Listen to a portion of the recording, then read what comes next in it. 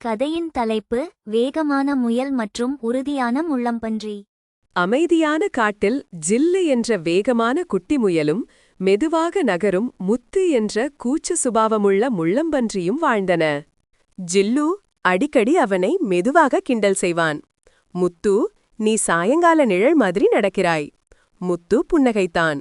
ஒரு நாள் மதியம் ஜில்லு காட்டின் வழியாக வேகமாக ஓடியபோது ஒரு பாறை குன்றின் அருகே வழுக்கி விழுந்தான். அவன் கால் சுளுக்கு பிடித்தது. அவனால் நகர முடியவில்லை. உதவுங்கள் என்று கத்தினான். ஆனால் யாரும் கேட்கவில்லை.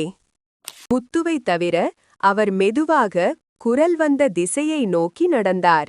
ஜில்லு காயமடைந்திருப்பதை கண்ட முத்து, கவலைப்படாதே, நான் உன்னுடன் இருப்பேன்.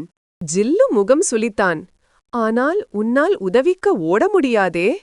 முத்து பதிலளித்தார், நான் மெதுவாக இருக்கலாம், ஆனால் நான் ஒருபோதும் விட்டுக் கொடுக்க மாட்டேன்.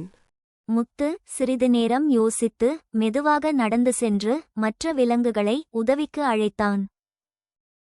விலங்குகள் ஜில்லுவை பாதுகாப்பாக வீட்டிற்கு கொண்டு சென்றன. ஜில்லு கண்ணீருடன் முத்துவை பார்த்தான். நான் உன்னை கிண்டல் செய்தேன், ஆனால் இன்று நீ என்னை காப்பாற்றினாய். முத்து புன்னகைத்து, ஒன்றுமில்லை நண்பா, நல்லது நினைத்தால் போதும், வேகம் மட்டுமே முக்கியம் இல்லை என்று கூறினான். இந்த கதையில் நாம் கற்றுக்கொள்ளும் விஷயம் என்னவென்றால், ஒருவர் மெதுவாக இருப்பதை வைத்து அவரை ஒருபோதும் குறைத்து மதிப்பிடாதீர்கள்.